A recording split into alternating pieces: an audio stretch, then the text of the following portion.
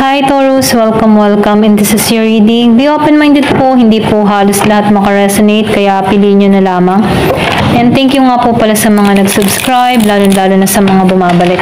Marami pong salamat. Give me the message for Taurus. Ano yung mensahe sa'yo? Give me the message for Taurus. Ano yung mensahe sa'yo? Give me the message for Taurus. Ano yung mensahe sa'yo ngayong December to January?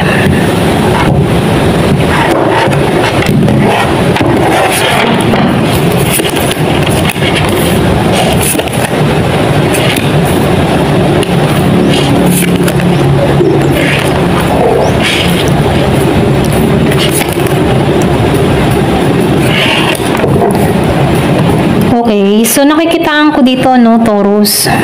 Alam mo yung tipong narito ka sa point na nag-iisip-isip ka, okay? Kumaga, nakatuon ka sa hinaharap, sa future, ganyan. Meron kang mga isinasagawa or meron kang sineset sa kaisipan mo na kailangan ng mag-ipon, kailangan ng pagbabago, okay? So, nakikitaan ko dito, meron kang mga inaalisan dito na masasamang habit or meron ka ng tinatanggalan dito or meron ka ng inaalisan ng mga toxic, okay? Kumbaga, andito ka sa fresh start, okay? Kumbaga, nakafeel ko dito yung refresh, okay? So, nakikita ko rin dito yung iba sa inyo, meron ditong offer na parating sa'yo, pwedeng trabaho, pag-ibig, okay? Parating to. So, nakikita ko rin dito yung iba sa inyo, meron ditong tao na makikipag-ayos sa'yo or pwede rin sabihin ikaw, meron kang aayusin dito. So, nabifeel ko dito yung iba sa inyo, meron kang pupuntahan or meron dito kang alisan, okay? So, nakikita ko dito yung movement, may pagkilos, may paggalaw, okay? So, nakikita ko rin dito na handa ka nang i-offer yung sarili mo dito, okay? Ito rin nabifeel ko or pwede rin sabihin, meron ditong tao na handa na para sa'yo. So, nakikita ko dito yung meron sa inyo dito, ex-lover, or kung meron kang kadiling dito na Virgo, Capricorn, at Taurus din, okay? So, nakikita ko dito, meron ditong rebuild, or pwede rin sabihin reconciliation, handa na itong ipagkaloob yung kanyang sarili sa'yo, okay? Kumbaga, handa niya nang i-offer yung pagmamahal niya sa'yo, okay? Ito rin nakikita ko. Pero ganun pa man, nakikitaan ko rin dito, meron kang inalisan dito, okay? Meron kang ginusting na tao dito. Ito rin nakikita ko, no? Or pwede rin meron kang iniwasan dito, meron kang binalak, ganyan, ano? So, nakikitaan ko dito na itong tao na ito, no? Nakikitaan ko dito na gusto ka ng kung meron ka man ditong tao na binalak dahil may atraso sa'yo, gusto ng tao nito na makipagkasundo sa'yo, okay? Gusto na nito ng compromise sa'yo. Ito rin na-feel ko, ayaw na nito ng gulo, ayaw na nito ng away, gusto na nitong maayos yung connection, okay? So, na-feel ko dito, pwedeng iba sa inyo, past lover mo to or ex-lover, okay? Na kung saan, ano, meron matinding hidwaan na nangyari sa inyo ng tao nito. Pero ganun pa man, ano, nakikitaan ko dito yung pakikipag-ayos or pwede rin ikaw, gusto mo na makipag-ayos dito, okay? Ito rin nakikita ko dito. Ayan.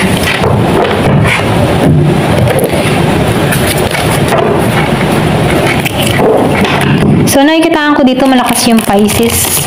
Kung meron kang kadiling na Pisces, ano, meron ka ditong ginusting na Pisces, yung iba sa inyo, no?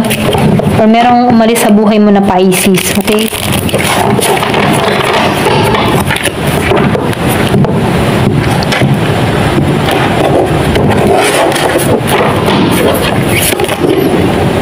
Ancient memory. So, nafe-feel ko dito sa ancient memory, meron ditong alaala, okay? Or pwede rin sabihin na meron ditong gustong maging maayos, maging klaro ang lahat, okay? So, meron ditong clear quartz akong nakikita. So, clarity to or purification, ano? So, nakikitaan ko dito yung kaliwanagan. Yung iba sa inyo, pwedeng meron ditong tao na gusto nang maayos ang lahat para iklaro yung sarili niya sa'yo. Or pwede rin ikaw, meron kang gustong iklaro dito sa tao na to.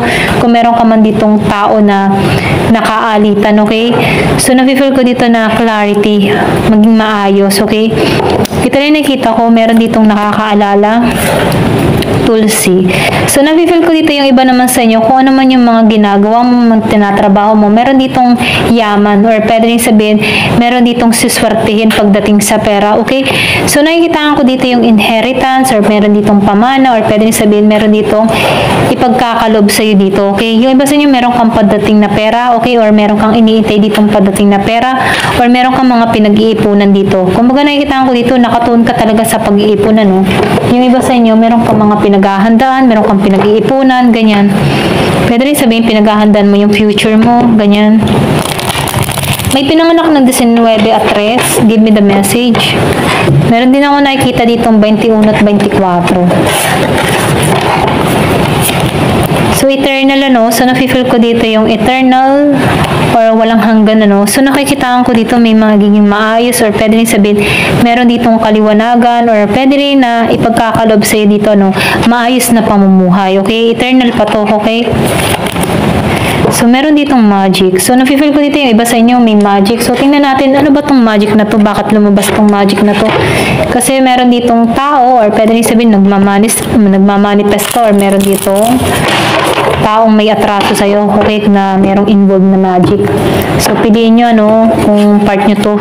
Give me the message, and bakit lumabas tong magic? Ano tong magic na to? So, 10 of Swords reverse, 8 of Swords upright, 2 of Wands reverse. So, nakikita ko dito, no, meron ditong nag-magic or pwede sabihin, meron ditong involved na magic, okay? Na kung saan, no, nakikita ko dito, meron ditong paglaya na nangyari. Kumaga, nakikita ko dito, hindi na rin naapektuhan sa magic na ginawa or isinagawa dito. Kung ikaw may ginawang magic, ano, hindi na to natalab, or kung ikaw man ginagawa ng magic dito, nakikita ko dito, hindi na natalab, okay? May involved na magic, kung ikaw ang gumagawa or ikaw ang ginagawa, okay? Meron ditong hindi natalab, pero nakikita ko dito, meron nag-i-intention dito na kung saan, ano, gusto ng tao nito na alam mo yung tipo na may stuck sa isang sitwasyon, hindi siya maging malinaw sa kanyang hinaharap, okay? Kumbaga gusto ng tao nito na may stuck siya, nakagapo siya, mamanipula siya, pero ganun pa man, nakikita ko dito na nawawala to, okay? Or pwede rin sabihin, nawawala ng bisa yung magic na ginagawa dito. Eternal pa nga yung magic na gusto mangyari, no? Panghabang buhay na malugmok or may stuck sa isang sitwasyon, okay? Pero ganun pa man, nakikita ko dito na hindi to nagtatagumpay, okay? So, nafe-feel ko dito, pwedeng bumabalik to sa tao na gumagawa ng magic dito. Ito lang yung nakikita ko, no? So, parating to, okay? Kumbaga, nakikita ko dito, hindi nagtatagumpay or hindi nagaganap tong magic na to na gusto magdusa, may stuck sa sitwasyon, ano. Pero ganun pa man, pwedeng parating to sa taong gumagawa dito, okay? Kung sino man tong gumagawa ng magic, malalasap niya dito yung kanyang ginagawa, okay? Ito lang yung nakikita ko dito, no? So, tingnan pa natin dito. Give me the message, ano pa yung mensahe? Yung ba tipo na parating to nang hindi niya inaasahan, okay? Wala siyang idea parating to, okay? Pwedeng bumalik sa kanya yung kanyang mga ginagawa dito. Ito lang yung nakikita ko, no? Pero ganun pa man, meron ditong tao na hindi naman natalab sa kanya yung magic dito, okay? So, meron ka ditong tao na gumagawa na Gemini, Aquarius, and Libra, okay? Pwedeng nag-intention sa'yo na hindi maganda. So, piliin nyo na lang, ano? Or pwede rin meron dito nag-intention, okay? Pero hindi naman natalab. Give me the message. Ano pa yung mensahe? Tumalsik. Dalawa. Cancer. Yung iba sa inyo, meron kang kadiling dito na water signs. Cancer, Scorpio, Pisces, okay?